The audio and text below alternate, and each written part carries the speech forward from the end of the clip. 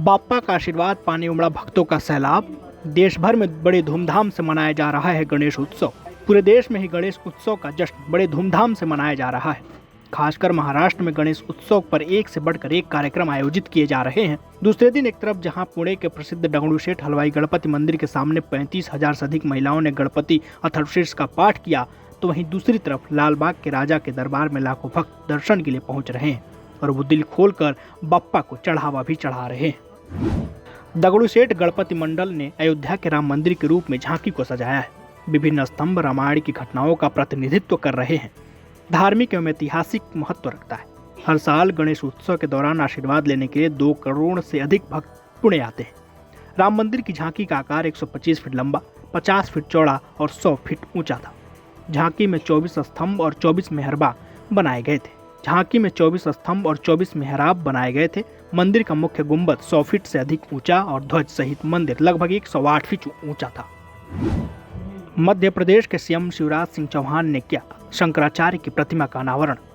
ओंकारेश्वर में लगाई गई है 108 फीट ऊंची शंकराचार्य की प्रतिमा।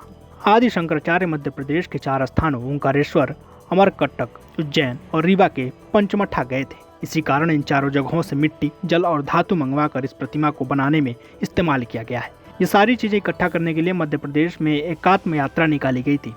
ये एकात्म यात्रा एमपी के 23,000 गांवों से गुजरी और वहां से धातु, मिट्टी, जल को लेकर कलश में ओंकारेश्वर पहुंची थी, जहां से प्रतिमा लगाई गई और इसका वजन करीब 100 टन है। 21 लाख दियों से जगमग होगी राजा राम की नगरी अयोध्या। राम की नगरी में आगामी दीपोत्सव की तैयारी में जुटा प्रशासन। अयोध्या एक बार फिर 2023 में शानदार और पवित्र दीपोत्सव की मेजबानी के लिए तैयार हो रहा है। इस वर्ष भगवान राम की नगरी को 21 लाख से अधिक मिट्टी के दियों से प्रभावशाली प्रदर्शन से सजाया जाएगा, जो आसपास को रोशन करेगा। राम की नगरी आगामी दीपोत्सव की तैयारी में व्यस्त है। योगी सरकार के तत्वाधान में इस आयोजन का 7वां संस्करण ऐतिहासिक महत्व पैदा करने की ओर अग्रसर है। प्रांतीयकृत दीपोत्सव मेला 2023 को भव्य एवं दिव्य आयोजन की तैयारी बैठक मुख्य विकास अधिकारी अनीता यादव ने की थी। मुंबई में शिल्पा शेट्टी ने गणपति बप्पा को किया विदा। भक्तों के साथ जमकर किया डांस। बॉलीवुड एक्ट्रेस शिल्पा शेट्टी ने गणपति बप्पा को विदाई दी। इसके साथ ही उन्होंने अगले साल बप्पा के जल्द आने की कामना की। शिल्पा शेट्टी ने अपने परिवार वालों के साथ भगवान गणेश को विदा किया। इस दौरान शिल्पा शेट्टी ने अपने पति राज कुंद्रा के साथ मिलकर जमकर डांस भी किया। लालबाग के राजा का दर्शन करने पहुंचे शाहरुख खान। छोटे बेटे अबराम खान के साथ पहुंचे किंग खान। पूरे देश में गणेश उत्सव बड़े धूमधाम के साथ मनाया जा रहा है। वहीं पूरा मुंबई शहर भी इस वक्त बप्पा की भक्ति में लीन नजर आ रहा है। बॉलीवुड सितारे भी लगातार लालबाग के राजा के दर्शन के लिए पहुंच रहे हैं। हाल ही में बॉलीवुड के किंग खान शाहरुख खान भी लालबाग के राजा की शरण में पहुंचे, जिन्होंने भीड़ के बीच बप्पा का आशीर्वाद लिया। शाहरुख खान गणपति बप्पा के दर्शन करने के लिए अपने छोटे बेटे अबराम खान के साथ पहुंचे थे। इस दौरान शाहरुख खान व्हाइट शर्ट पहने हुए दिखाई दिए। उन्होंने माथे पर तिलक भी लगाया हुआ था। काशी में भक्तों ने लगाई प्राचीन लोलार कुंड में डुबकी। मनोकामना की पूर्ति के लिए की प्रार्थना।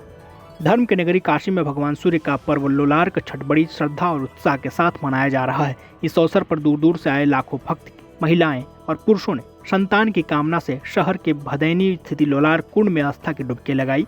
वाराणसी में स्थित लोलार कुंड काफी प्राचीन है और इसकी खासी मान्यता भी है। इसके चलते दूर दूर से श्रद्धालु यहाँ आते हैं। इस कुंड को सूर्य कुंड भी कहा जाता है। साथ में यहाँ से ये भी मान्यता है कि इस कुंड में स्नान करने से शरीर के चर्म रोग दूर हो जाते हैं। आइए ज्योतिर्विद शैलेंद्र पांडे जी से जानते हैं 22 सितंबर 2023 का क्या है पंचांग। दिनांक 22 सितंबर 2023 दिन शुक्रवार। तिथि है भाद्रपद शुक्ल पक्ष की सप्तमी तिथि, दोपहर 1:35 तक। नक्षत्र है ज्येष्ठा नक्षत्र, दोपहर 3:34 तक। चंद्रमा वृश्चिक राशि में संचरण कर रहे हैं, दोपहर के 3:34 तक। राहु काल का समय प्रातः काल 10:30 से दोपहर के 12 बजे तक। पश्चिम दिशा की तरफ यात्रा करने की मनाही है, लेकिन अगर यात्रा करना जरूरी है, मजबूरी है, तो जरा सा दही खाकर और भगवान का स्मरण करके यात्रा करेंगे तो मुश्किल से बचे रहेंगे। केदारनाथ धाम में तीर्थ पुरोहितों का आमरण अनशन समाप्त। 4 सूत्री मांगों को लेकर तीर्थ पुरोहितों का चल रहा था आंदोलन। भू स्वामित्व सहित अपनी 4 सूत्रीय मांगों को लेकर तीर्थ पुरोहितों का आमरण अनशन एसडीएम एवं बीकेटीसी के सीईओ योगेंद्र सिंह के लिखित आश्वासन के बाद समाप्त हो गया है। तीर्थ पुरोहितों ने कहा कि यदि 15 अक्टूबर तक उनकी मांगों पर कार्रवाई नहीं की जाती है तो वे 16 अक्टूबर से पुनः आमरण अनशन शुरू करने को मजबूर हो जाएंगे। भू स्वामित्व सहित अपनी 4 सूत्रीय मांगों को लेकर तीर्थ पुरोहितों का आमरण अनशन एसडीएम एवं बीकेटीसी के सीईओ योगेंद्र सिंह के लिखित आश्वासन के बाद समाप्त हो गया है। तीर्थ पुरोहितों ने कहा कि यदि 15 अक्टूबर तक उनकी मांगों पर कार्रवाई नहीं की जाती है तो वे 16 अक्टूबर से पुनः आमरण अनशन शुरू करने को मजबूर हो जाएंगे।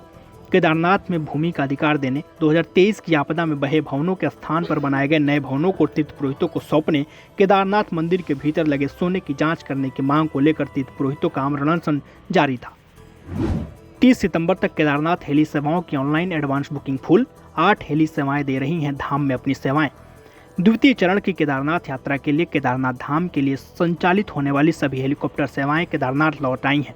केदार घाटी के गुप्तकाशी, फाटा और शेरसी सोनप्रयाग से 8 हेली सेवाएं केदारनाथ के लिए उड़ान भर रही हैं।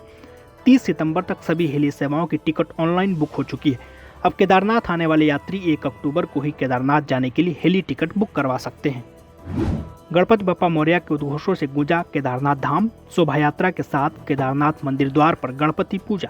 केदारनाथ धाम में बद्रीनाथ केदारनाथ मंदिर समिति की ओर से भगवान गणेश की शोभा यात्रा निकाली गई, जिसमें मंदिर समिति के अलावा तीर्थ पुरोहित और बड़ी संख्या में तीर्थयात्री भी शामिल हुए। केदारनाथ धाम गणपति बप्पा मौर्य के उद्घोष से गूंज उठा। इसके बाद गणेश की पूजा अर्चना शुरू हुई और प्रसाद वितरित किया गया।